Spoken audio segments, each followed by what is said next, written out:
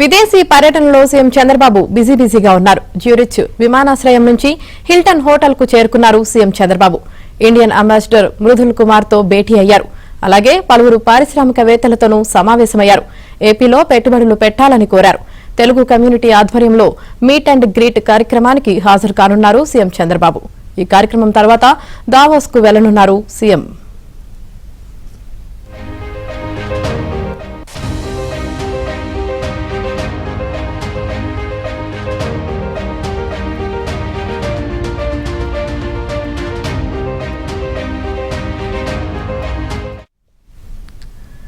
విదేశీ పర్యటనలో సీఎం చంద్రబాబు బిజీగా ఉన్నారు. జ్యూరిచ్ విమానాశ్రయం నుంచి హిల్టన్ హోటల్ కు చేరుకున్నారు సీఎం.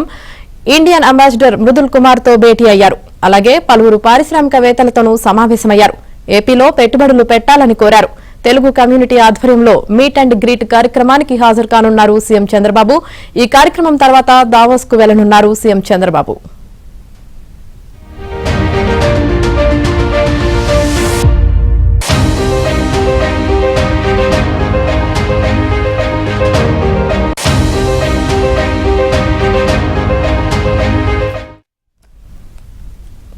విదేశీ పర్యటనలో సీఎం చంద్రబాబు బిజీగా ఉన్నారు. ఇక సీఎం చంద్రబాబు పర్యటనకు సంబంధించి పూర్తి సమాచారం మా ప్రతినిధి సత్య అందిస్తారు. సత్య, సీఎం చంద్రబాబు దావోస్ పర్యటనలో చాలా బిజీగా ఉన్నారు. ఈ జ్యూరిచ్ విమానాశ్రయంలో ఆయన దిగిన వెంటనే తెలంగాణ సీఎం రేవంత్ రెడ్డిని కలుసుకున్నారు. రెండు రాష్ట్రాల్లో జరుగుతున్న అభివృద్ధి కార్యక్రమాల వీరిద్దరూ కూడా చర్చించుకున్నట్టుగా తెలుస్తోంది.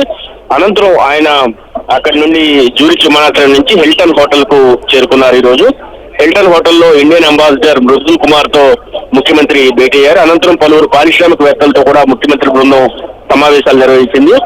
తెలుగు కమ్యూనిటీ వారితో కూడా గ్రీట్ అండ్ మీట్ గ్రీట్ కార్యక్రమానికి పాల్గొనడానికి చంద్రబాబు సంసిద్ధం అవుతారు. అనంతరం రోడ్డు మార్గంలో జ్యూరిచ్ నుంచి ఈ మీటింగ్ ఈ సమావేశం పూర్తయ్యాక రోడ్డు మార్గంలో జ్యూరిచ్ నుంచి దావోస్ కు రోడ్డు మార్గం ద్వారా ముఖ్యమంత్రి వెళ్లబోతున్నారు. 4 రోజుల పాటు ముఖ్యమంత్రి పర్యటనలో భాగంగా ఏదైతే రాష్ట్రానికి పెట్టుబడులను ఆకర్షించడం, ముఖ్యంగా రాష్ట్రంలో ఇప్పటికే కూటమి సర్కారు ఏర్పడిన తర్వాత వివిధ కంపెనీలు, గూగుల్ లాంటి సంస్థలు కూడా రాష్ట్రంలో పెట్టుబడులు పెట్టడానికి ముందుకు వస్తున్న పరిస్థితి అయితే ఉంది. అదే సమయంలో అంతర్జాతీయంగా రాష్ట్రాన్ని పూర్తి స్థాయిలో ఎలివేట్ చేయడం, రాష్ట్రంలో ఉన్న పెట్టుబడి అవకాశాలను తెలియజేయడంతో పాటు రీసెంట్ గా ఏవైతే పాలసీలు తీసుకొచ్చారో ఆ పాలసీల వివరాలన్నింటినీ కూడా దావోస్ వేదికగా తెలియజేయాలని ముఖ్యమంత్రి నిర్ణయించారు. దానిలో భాగంగా ఈ పర్యటనలో వరుస సమావేశాలు, రోజుకి సుమారు 10 ఈ మీటింగుల్లో ముఖ్యమంత్రి మాట్లాడే విధంగా కూడా మొత్తం ప్రణాళికలు సిద్ధం చేసుకున్నారు. అటు అధికారులు కూడా ఏదో ఒక స్టేజ్ మీద ఆంధ్రప్రదేశ్ గురించి ఎలివేట్ చేస్తూ మాట్లాడే విధంగా కూడా చర్యలు చేపట్టారు. దీనికి సంబంధించి ఈ 4 రోజుల్లోనే ప్రపంచం వచ్చిన సుమారు 2000 మంది డెలిగేట్స్, అంటే రాజకీయ నాయకులు కావచ్చు, వ్యాపారవేత్తలు కావచ్చు, డెలిగేట్స్ ఎవరైతే ఉన్నారో వారందరి సమక్షంలో ఆంధ్రప్రదేశ్ లో ఉన్న అవకాశాలు తెలియజేసే పని అయితే ఏపీ ప్రభుత్వం చేయబోతోంది.